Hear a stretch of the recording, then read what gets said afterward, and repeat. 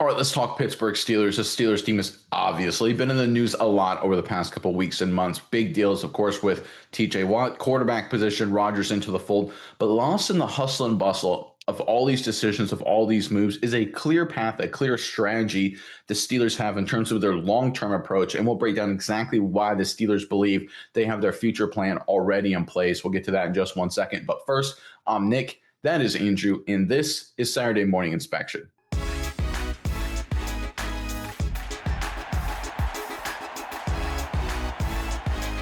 All right, so let's kind of rehash the Pittsburgh Steelers over the past, I call it month or so. So obviously they brought in Aaron Rodgers and kind of a 1 year, hey, can we win a championship this year kind of deal. They extended TJ Watt 3-year deal, making the highest paid non-quarterback in the National Football League history, and that will probably change the moment Micah Parsons gets his deal. But regardless, TJ Watt gets a mega deal. But lost in that was an extension of Omar Khan. He's going to be with the team till the late 2020s, multiple seasons. Mike Tomlin also earlier has gotten an extension. He's going to be with the team till the late 2020s as well.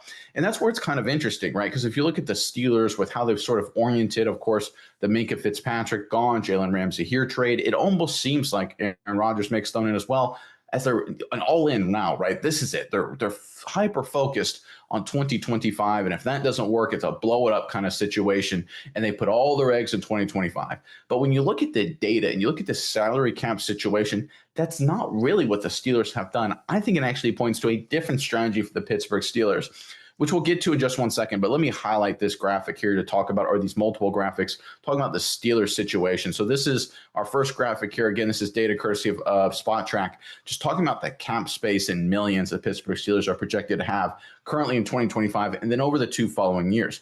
So you can see this upcoming season, they're about $30 million in cap space, so that's pretty good. In 2026, they're projected to be a little less than $50 million. Again, that's a healthy amount. And then 2027, more than $200 million, right? That's obviously a huge chunk.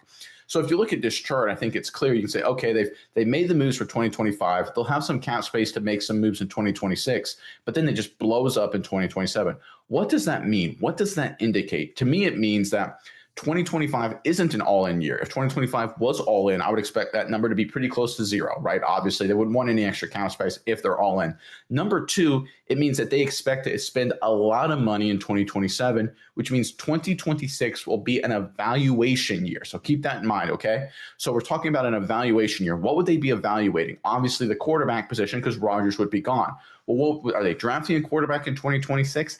Probably not, because they're expected to be good, right? They have Rodgers, they made all these other deals. So not likely going to be in a great position to draft, a top 5 quarterback unless something really disastrous happens. So they likely already believe they have a young quarterback worth evaluating on the roster. While I'm talking about this, let's flip to our second graphic here, talking about the cap space rankings over the course of those 3 seasons. They're going to be, again, top 10 in cap space, 8th, 10th, and 9th, all 3 of those seasons the way they're currently projected. So it's not like those numbers out of context look big. They're going to be top 10 in the NFL in cap space across the entire competitive space here. So again, going back to my point, 2026, an evaluation year for a quarterback they already have on the roster. Who is that, guys? That's none other than quarterback Will Howard, right? I think the Pittsburgh Steelers believe that their future at the quarterback position is already on the roster. We've covered multiple reports, I'll say it like that, about how Howard has been impressive this offseason, how he's gotten off to a good start, his attitude and his demeanor, obviously what happened at Ohio State. He's a transfer kid, national champion. All of these things they really like about Howard, that we really like about Will Howard. They don't want to throw him in the starting role, obviously, right away. They brought in Rodgers, but Rodgers is obviously a 1-year guy. 2026 is setting up to be the evaluation year to see what happens with Will Howard going forward. And another data point that points to this is that the way the Steelers have used, or really the fact they haven't used, void years. Let's pull up our final graphic here to highlight what I'm talking about there. So void year dollars, for people who aren't familiar, are just basically a contractual financial engineering tool that NFL teams use to put at the end of contracts to lower cap space now to extend the cap space out in the future in terms of what players hit. So the way it'll work, let's say if you sign a team for a three-year, $30 million deal, that's what, $10 million per year, right? 30 divided by 3. But you can add 2 void years to the end of that. So the void years mean nothing. The player's already a free agent, but they basically allow you to extend that cap hit. So instead of $10 million per year, you now get to spread it out over 5 years. So that's $6 million per year. But the downside is 2 of those $6 million years are when the player's a free agent. He's gone, right? That's the risk to it. So that's what teams use when they're trying to win now, when they're all in now. And looking on this chart right here, it makes sense. fans. You can see the Miami Dolphins. They're a massive all-in team. They have a lot of void year dollars. The Ravens, hyper all-in. You can see the Texans, the Broncos, the Bills, very, very much hyper-focused to being all-in, winning now. All-in, winning now. And you'll notice that the Pittsburgh Steelers are there on the far left. Zero void year dollars. They're not trying to go all in now, right? You hear people in the media and the talking heads, and they look at the moves of the Pittsburgh Steelers and say, oh, they are clearly focused on winning right now. Nothing else matters. But folks, the data doesn't support that, right? I think they're trying to win now. I think they want to win now, but they're not going all in. They're not mortgaging their future. In fact, they're opening up their future with so much cap flexibility. That way they can spend a lot of dollars to improve the roster around the quarterback position going forward. And the only reason you would do that is if you are really high on a quarterback you currently have on the roster. Now, they're waiting to see, like I said, the 2026 evaluation year. If you would have noticed if the salary cap space had shifted that way, 2026 was massive.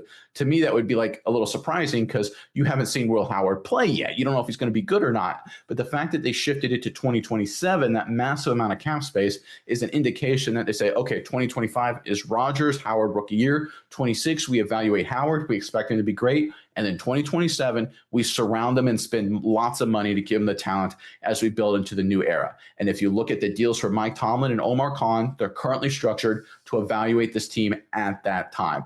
Everything is oriented around 2027, Will Howard being the starting quarterback with a lot of dollars allocated around him. Now, look, this is my take on it. This is my look at the numbers, my feel of the situation. You look at all the data points. You look at the data. You look at the salary cap structure. You look at the void year dollars.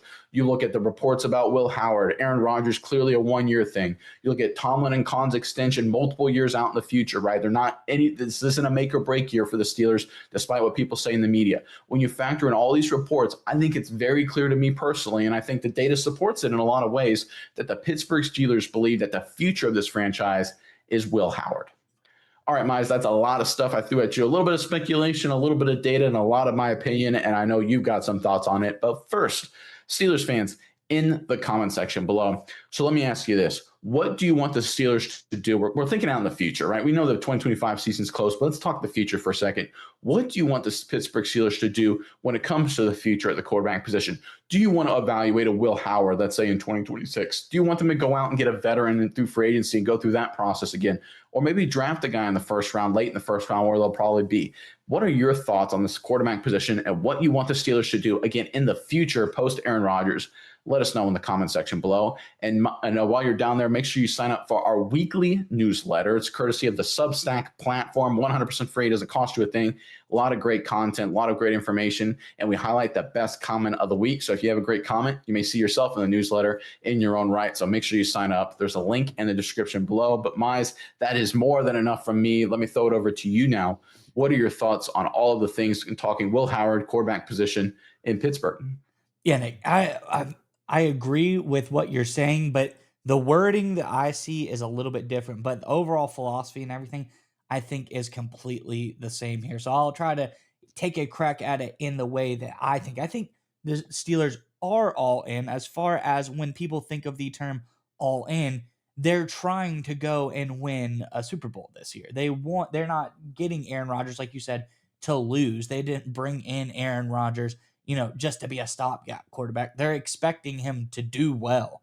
So they bring in DK Metcalf to do well, but they are doing it in such a smart way, and so in a way that a lot of other teams don't do, is they're not willing to mortgage their future for a quick short-term game. They have structured everything smartly to say, okay, well, we're going to bring in Jalen Ramsey. We're going to bring in DK Metcalf. We're going to bring in Aaron Rodgers to this team to win this year, but we're not going to sacrifice 2026 evaluation year. We're not going to sacrifice the 2027 year that we have potentially to restructure this team, reformat it to whoever it is, most likely Will Howard. We love Will Howard, so we're going to say that's who it is, but we aren't going to sacrifice that. So in my term, they're not all in short term. They're all in for the long-term game, the long haul. They really have taken a look at the picture, because when I hear the term all in, it doesn't sound right when people say it, because especially to this situation, when I think all in, I think people are like,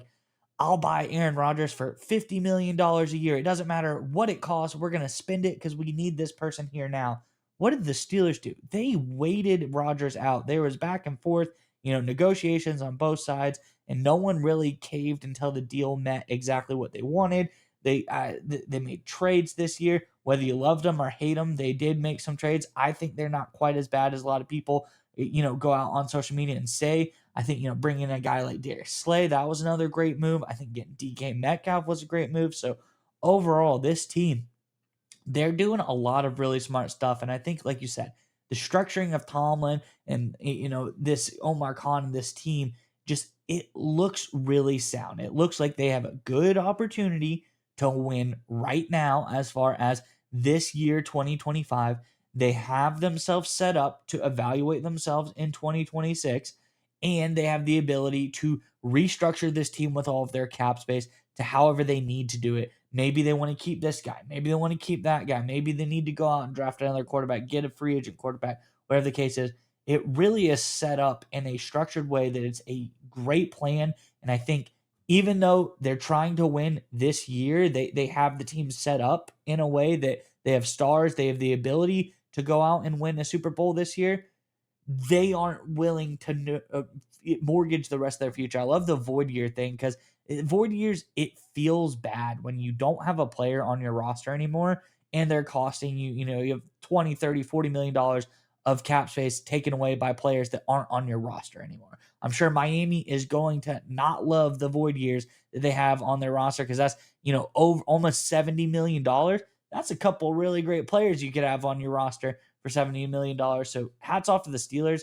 I think this plan they have is really great for the short term without mortgaging the long-term future. And this is, a really well-rounded plan to structure this football team.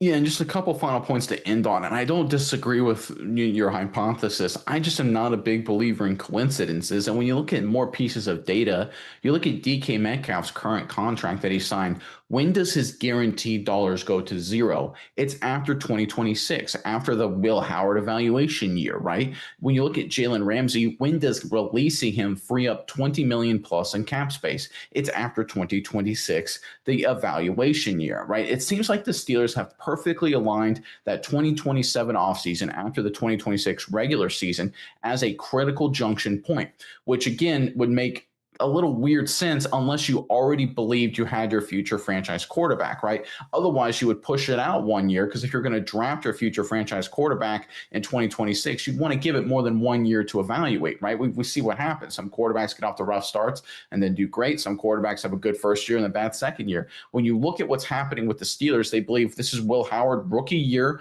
learn under Rodgers, evaluate in his second season, and then 2027 will be a massive line of demarcation. That's what the Steelers have set up with pretty much all of their contracts when it comes to the extensions. For Khan and Tomlin, they're talking on the other side of that. How's that going to work? What are we going to do with those guys if this doesn't work out? You talk about the contracts with the players on the roster. So much of it is predicated after that evaluation year. And of course, the cap space that is available, the void year dollars, and we covered all that data. I just think there's just too much there to ignore the reality. And plus the reports we've seen on Will Howard, I just don't believe in coincidences to this level to think that the Steelers aren't so high on this young kid out of Ohio State that they don't think he has a great chance to be the future of this franchise. I think that they believe he has that opportunity. We'll see after the 2026 season, or maybe this season if he gets a chance to play, because right now the Steelers, in my opinion, are clearly oriented to Will Howard as the future.